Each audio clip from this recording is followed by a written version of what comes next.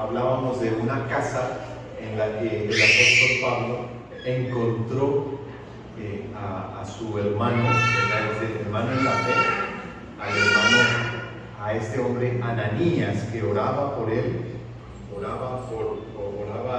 estaba orando a Ananías, y el Señor le mandó a orar por Saulo. Me llama la atención, pues, cómo hay una relación estrecha entre lo que Dios hace y las casas. Una relación estrecha entre lo que ocurre en la casa, en las casas, y la obra de Dios. Ananías oraba. Él había oído que ya llegaba a Damasco un destacamento enviado desde Jerusalén, que tenía como misión llevarse presos a los cristianos de Damasco. Él, Ananías, cristiano, en Damasco, se pone a orar. Podemos imaginarnos la oración de Ananías, que reflexionamos juntos el domingo pasado, cuando él comienza a orar. ¿Qué es lo que primero ora Ananías, sabiendo que ya se está acercando a Damasco este pelotón de parte del templo de Jerusalén, encabezado por Saulo de Tarso, y que se los van a llevar presos a todos? ¿Qué estaría orando Ananías? Tal vez estaría diciendo: Señor, gracias por tu amor, gracias por salvarnos en tu Hijo Jesús, porque hemos conocido la vida nueva, el arrepentimiento y la fe en lo que has hecho por medio de tu Hijo Jesús. Ya sabes, se está acercando a Damasco este hombre tan malo, Saulo de Tarso. Y cuando comienza a mencionar en la oración Ananías a Saulo de Tarso, empieza a sentir algo. Empieza a sentir que el Espíritu se estaciona con el nombre Saulo de Tarso. Y a nosotros se nos dice en el texto que Dios le dijo: ve a la calle que se llama La Derecha, a la casa de uno que se llama Judas, porque ahí está uno que se llama Saulo de Tarso. Y ve y ora por él para que reciba la vista, recupere la vista y sea lleno del Espíritu Santo. Y entonces, ¿cómo se le cruzó el nombre Saulo de Tarso en la oración a Ananías? Porque comenzó a decirle: pero Señor, no sé si sepas, o a lo mejor tengo que explicarte, Señor, ese Saulo, ese precisamente, ese que te estoy diciendo, que viene para llevarnos a todos presos a Jerusalén. Él siente en la oración que Dios le indica, le insiste: ve a la calle que se llama La Derecha, a la casa de uno que se llama Judas, y allí está este que se llama Saulo y que se apellida de Tarso. Sí es él, ¿verdad? Sí es él. Y ora por él. Yo lo tengo preparado para servirme. Y le voy a enseñar todo lo que va a sufrir por mi nombre. Decíamos el domingo pasado, yo creo que esa oración de Ananías está en la bendición que todos hemos recibido por medio del apóstol Pablo. Proviene de Dios, pero nos ha llegado por este siervo suyo, Pablo. Y todo comienza con esta oración que tiene Ananías en su casa. Y cuando Dios le dice, Él va a sufrir por mi nombre, entonces Ananías tiene ahora un cambio de actitud. Un cambio de actitud. Ya no le tiene miedo a Saulo, ahora va con compasión. Porque ahora Saulo está ciego ahí en la casa de Judas. Es un hermano. Y lo toca así, lo toca y le dice, hermano Saulo, lo toca con su mano y le dice, recibe el Espíritu Santo. Mientras todo eso pasaba, dice el capítulo 9 de Hechos al final, Pedro, el otro personaje del libro de los Hechos, estaba recorriendo la región, estaba recorriendo una región de la costa, ¿verdad? Por otro lado, y fue al pueblo de Lida y al pueblo de Jope, regiones que había recorrido él con su Señor, el Señor Jesús, y el grupo de los discípulos. Habían andado por ahí. ¿Ya? Entonces, en esta historia tenemos varias transformaciones. Sí está la transformación de Cornelio y su casa, su familia, pero también está la transformación de Pedro. Adelante. Porque Pedro está yendo por las mismas regiones por donde anduvo con su Señor Jesús y repite algunos de los milagros prácticamente idéntico a como lo habría hecho el Señor Jesús.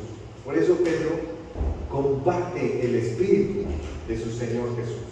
Porque en Lida, en el pueblito marítimo ahí de Lida, tanto Lida como Jope y después también Cesarea, en donde se encuentra Cornelio, están ahí en la costa.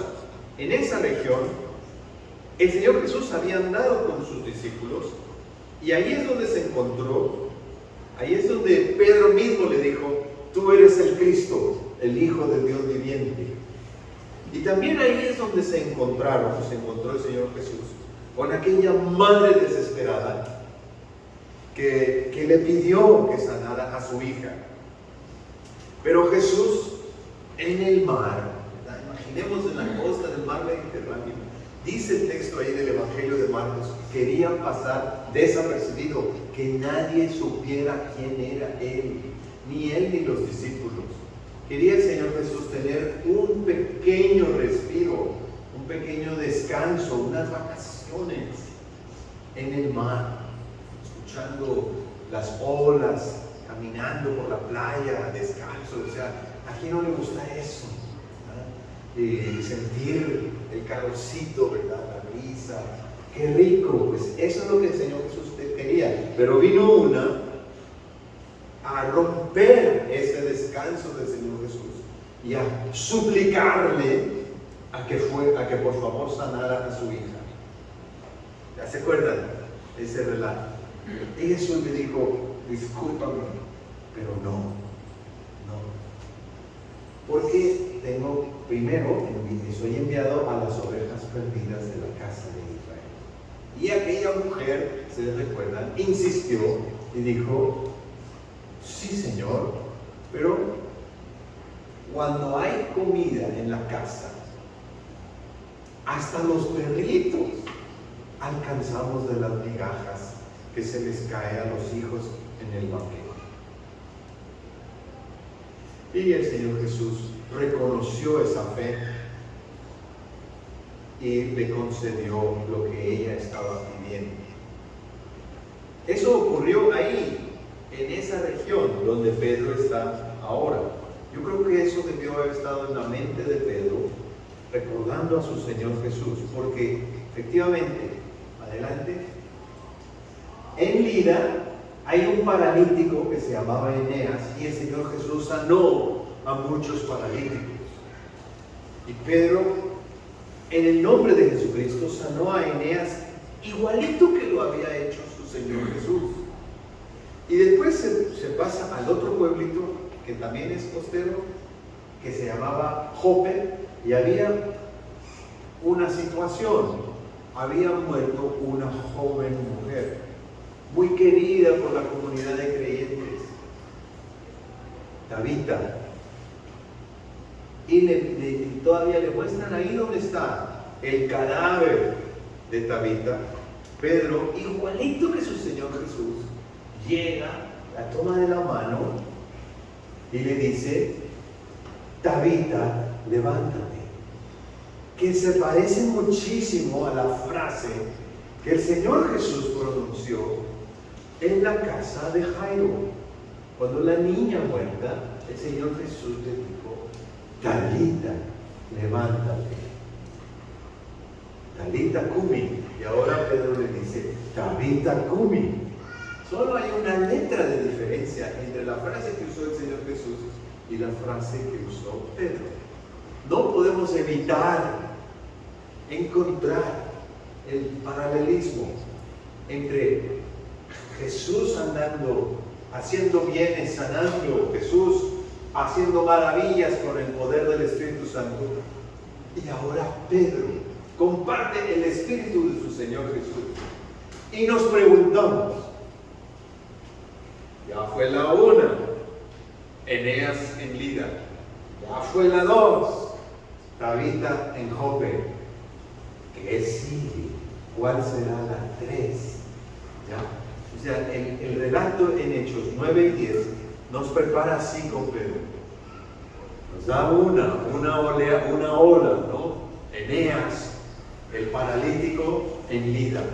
Después nos da dos, la muerta Tabita en Jope, para prepararnos porque ahí viene la buena, la tercera, la fuerte, la poderosa, la impactante, la que va a derrumbar a Pedro, y no solo a Pedro, también a nosotros que estamos leyendo, y equivale al encuentro de Jesús con aquella mujer sirofenicia y griega de nación, que no era judía, y que el Señor Jesús la reconoció por su fe. Y ahora le está pasando lo mismo a Pedro, porque le tocan la puerta los de la casa de Cornelio para invitarlo a ir a predicar en la casa de un romano, de un gentil inmundo, que no es de las ovejas perdidas de la casa de Israel, que es como aquella mujer sirofenicia y griega que le insistió al Señor Jesús. Ven cómo se está repitiendo los episodios del Evangelio, que se están repitiendo ahora con Pedro. Y Pedro dice: ¿dónde está? ¿Dónde estás, Señor? Tú que tenías todas las respuestas. ¿Dónde estás? Tú que sabías cómo manejar las circunstancias. ¿Dónde estás? ¿Dónde estás, Señor Jesús? En el Espíritu Santo. Aquí está con Pedro, acompañándolo y llevándolo a ser transformado. Es más de una la transformación que hay aquí. No solo la transformación de Cornelio, digamos, no solo la conversión de Cornelio, también la transformación de Pedro. Adelante. Yo me pregunto, ¿acaso el Espíritu Santo no podía haber ido directamente a la casa de Cornelio? ¿Para qué involucrar y por qué involucrar al instrumento humano? O sea, a Pedro. Yo me pregunto con este episodio, es que yo quisiera poderles leer todo el episodio para que ustedes lo vean. Yo creo que lo tengo que hacer. Me va a llevar solo un par de minutos y es todo el capítulo 10. Vivía en Cesarea un centurión llamado Cornelio, del regimiento conocido como el Italiano. Él y toda su familia eran devotos y temerosos de Dios. Realizaba muchas obras de beneficencia para el pueblo de Israel y oraba a Dios constantemente. Un día, como a las 3 de la tarde, tuvo una visión. Cornelio vio claramente un ángel de Dios que se le acercaba y le decía: Cornelio. ¿Qué quieres, Señor?, le preguntó Cornelio, mirándolo fijamente y con mucho miedo. Dios ha recibido tus oraciones y tus obras de beneficencia como una ofrenda, le contestó el Señor. envía de inmediato a algunos hombres a Jope para que hagan venir a un tal Simón, apodado Pedro. Él se hospeda con Simón, el curtidor, que tiene su casa junto al mar. Después de que se fue el ángel que le había hablado, Cornelio llamó a 2 de sus siervos y a un soldado devoto de los que le servían regularmente, y les explicó todo lo que le había sucedido y los envió a Jope. Al día siguiente, mientras ellos iban de camino y se acercaban a la ciudad, Pedro subió a la azotea a orar. Era casi el mediodía. Tuvo hambre y quiso algo de comer. Mientras se lo preparaban, le sobrevino un éxtasis. Vio el cielo abierto y algo parecido a una gran sábana que, suspendida por las 4 puntas, descendía hacia la tierra.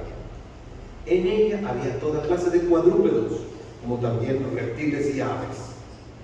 «Levántate, Pedro, mata y come», le dijo una voz. «De ninguna manera, Señor», replicó Pedro, «jamás he comido nada impuro o inmundo». Por segunda vez le instó la voz: lo que Dios ha purificado, tú no lo llames impuro. Esto sucedió 3 veces y enseguida la sábana fue recogida al cielo. Pedro no atinaba a explicarse cuál podría ser el significado de la visión. Y mientras tanto, los hombres enviados por Cornelio, que estaban preguntando por la casa de Simón, se presentaron a la puerta. Llamando, averiguaron si allí se hospedaba Simón, apodado Pedro. Y mientras Pedro seguía reflexionando sobre el significado de la visión, el Espíritu le dijo: «Mira, Simón, 3 hombres te buscan, date prisa, baja y no dudes en ir con ellos, porque yo los he enviado». Pedro bajó y les dijo a los hombres: «Aquí estoy, yo soy el que ustedes buscan. ¿Qué asunto los ha traído por acá?». Ellos le contestaron: «Venimos de parte del centurión Cornelio, un hombre justo y temeroso de Dios, respetado por todo el pueblo judío. Un ángel de Dios le dio instrucciones de invitarlo a usted a su casa para escuchar lo que usted tiene que decirle». Entonces Pedro los invitó a pasar y los hospedó. Al día siguiente, Pedro se fue con ellos, acompañado de algunos creyentes de Jope. Un día después llegó a Cesarea. Cornelio estaba esperándolo con los parientes y amigos íntimos que había reunido. Al llegar Pedro a la casa, Cornelio salió a recibirlo y, postrándose delante de él, le rindió homenaje. Pero Pedro hizo que se levantara y le dijo: «Ponte de pie, que solo soy un hombre como tú». Pedro entró en la casa conversando con él y encontró a muchos reunidos. Entonces les habló así: «Ustedes saben muy bien que nuestra ley prohíbe que un judío se junte con un extranjero o que lo visite. Pero Dios me ha hecho ver que a nadie debo llamar impuro o inmundo. Por eso, cuando mandaron por mí, vine sin poner ninguna objeción. Ahora, permítanme preguntarle, ¿para qué me hicieron venir?».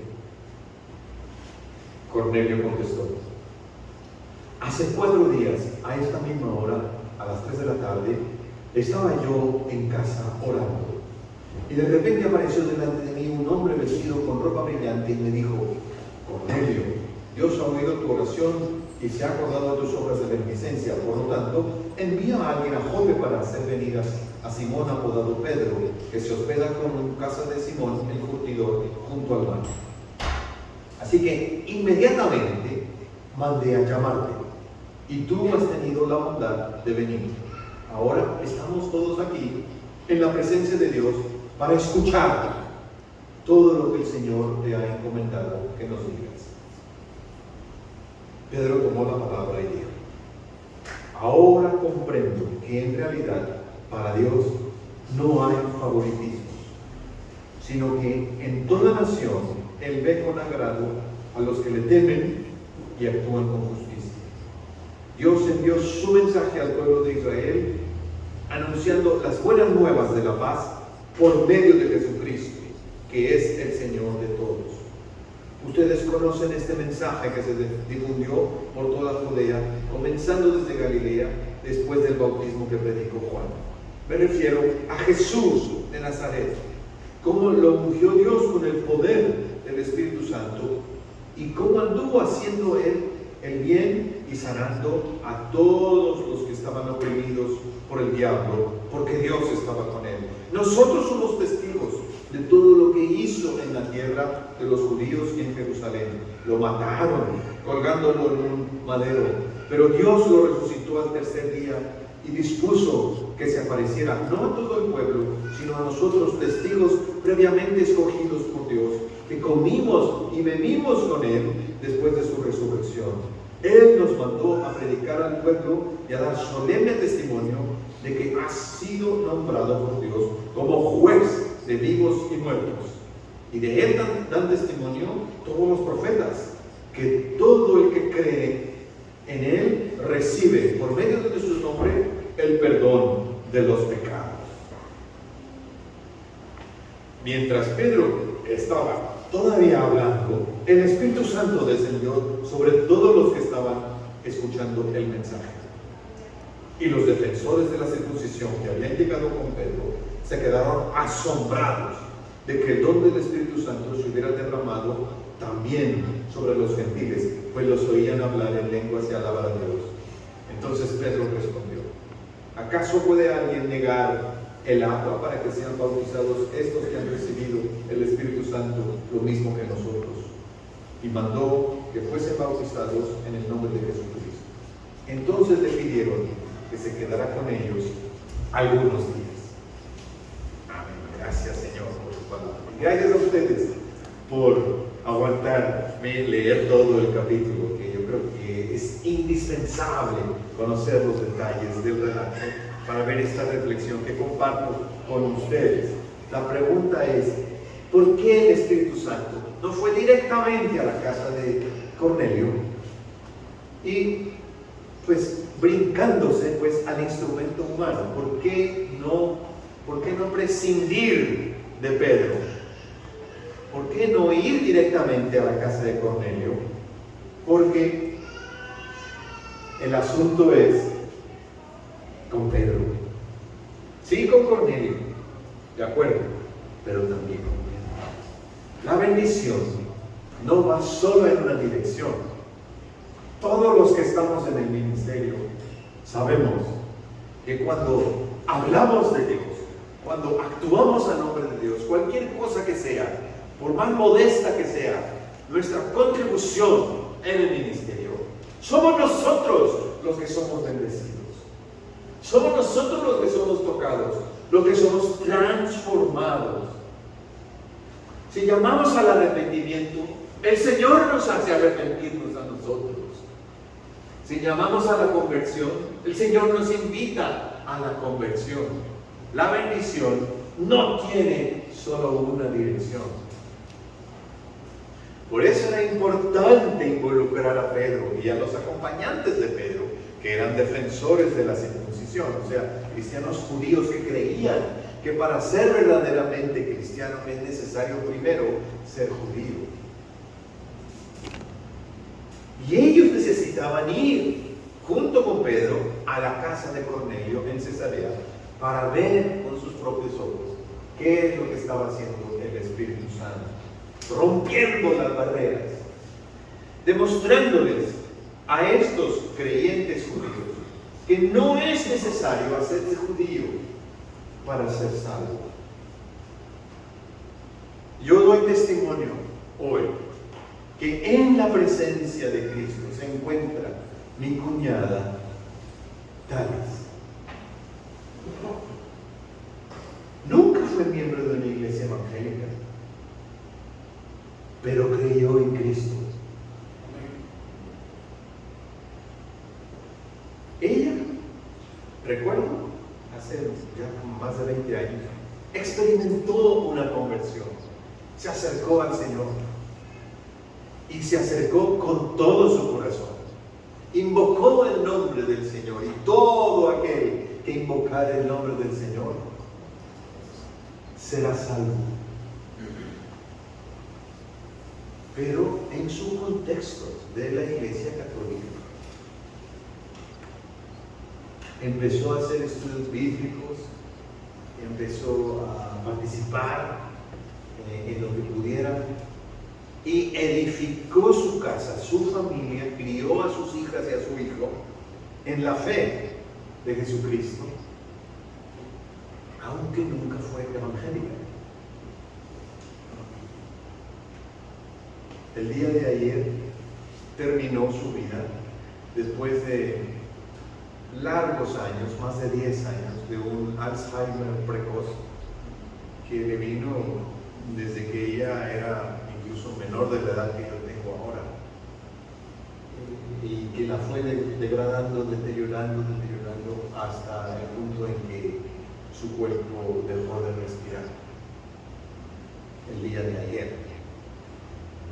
¿Qué me dice a mí esta historia de Pedro y Cornelio? La bendición no tiene solo una dirección. Y Dios no tiene favoritos, no hace acepción de personas. Y se agrada y acepta el arrepentimiento y la fe, incluso de quienes no pertenecemos a iglesias evangélicas. Porque el día de hoy se parece esa actitud que tenían antes los judíos, se parece a la que tenemos ahora, en cierta forma, los evangélicos. A nosotros se nos llama a imaginarnos que el reino de Dios es más grande que nuestra iglesia y que nuestra estructura o que nuestra organización. Adelante, vamos adelante. Con esto terminamos. La historia de Cornelio invitando a entrar a su casa a Pedro y a todos sus acompañantes nos dice que no hay casa que no pueda ser transformada por Dios. No hay casa que no pueda ser bendecida, alcanzada por la bendición de Dios. Incluso la mía y la tuya, mi querido hermano.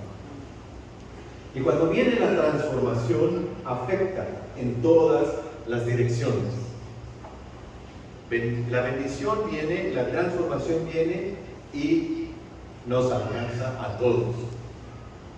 La cruz de Cristo es la reconciliación de los peores enemigos. Yo creo que ahí Pedro, pasándose varios días en casa de Cornelio, imagínense, pasó varios días en casa de este gentil romano, tal vez no podía dejar de preguntarse: ¿hasta dónde me trajiste, Señor? Yo, pescador allá en Galilea, vivía ahí, sacando pescados y vendiéndolos en el mercado, y me hiciste ser pescador de hombres. Pero ¿qué clase de pescados me has hecho pescar?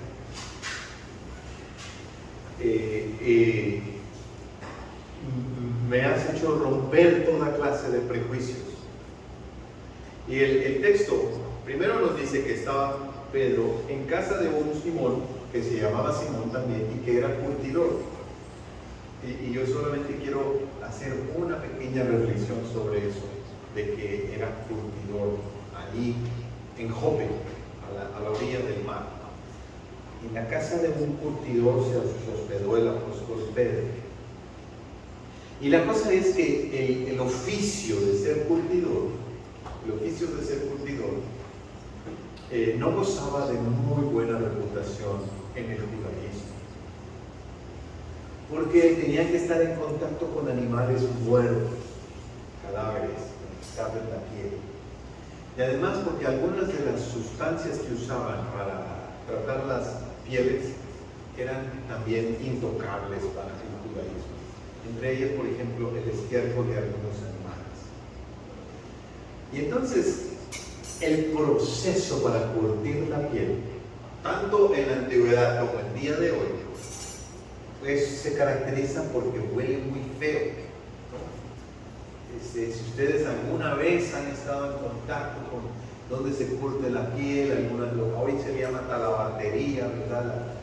El arte o de la artesanía de tratar la piel y de hacer de ahí artículos, vestido o cualquier otro accesorio, es un oficio que apesta, huele muy feo, muy fuerte.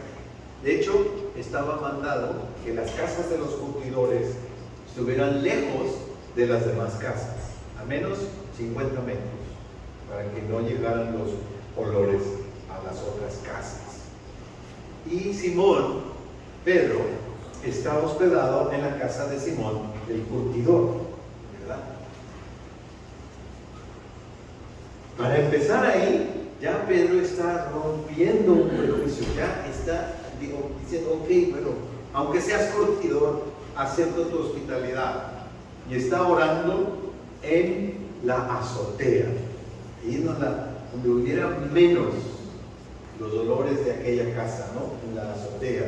Y a lo mejor parte de los olores lo hacían también entrar en ese éxtasis, ¿verdad?